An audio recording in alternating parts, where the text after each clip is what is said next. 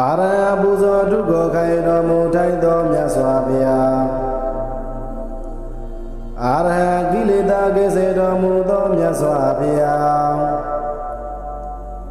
အာရဟံစိတ်ဝါယာယ၌ပဲမကောင်းမှုကိုပြုတော်မမူသောမြတ်စွာဘုရားသမ္မာသမ္ဗုဒ္ဓသိမြင်စရာအလုံးတော်ကိုအပါတိုက်ကိုပဲညာပြေမချွေမချမ်းသိမြင်တော်မူသောမြတ်စွာဘုရား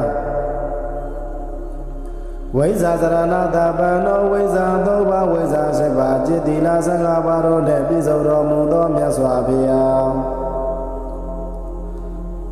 သူကတော်ကောင်းသောစကားမကရွယ်ကျိုးစီသောစကားကိုသောဆိုတော်မူသောမြတ်စွာဘုရား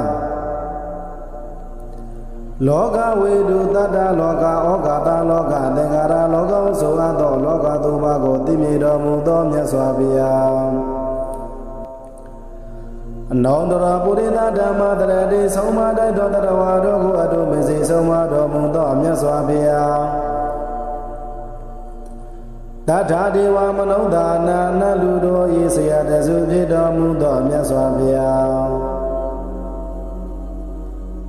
ဘုံတော်သစ္စာလေးပါးကိုကိုယ်တိုင်လည်းသိတော်မူသူတော်ဘာတို့ကိုလည်းသိအောင်ဟောတော်မူသောမြတ်စွာဘုရားဘာဂဝါဣန္ဒြိယဓမ္မယတ္တတိတိကမပယတ္တမိဘုံ6ပါးနှင့်ပြည့်စုံတော်မူသောမြတ်စွာဘုရား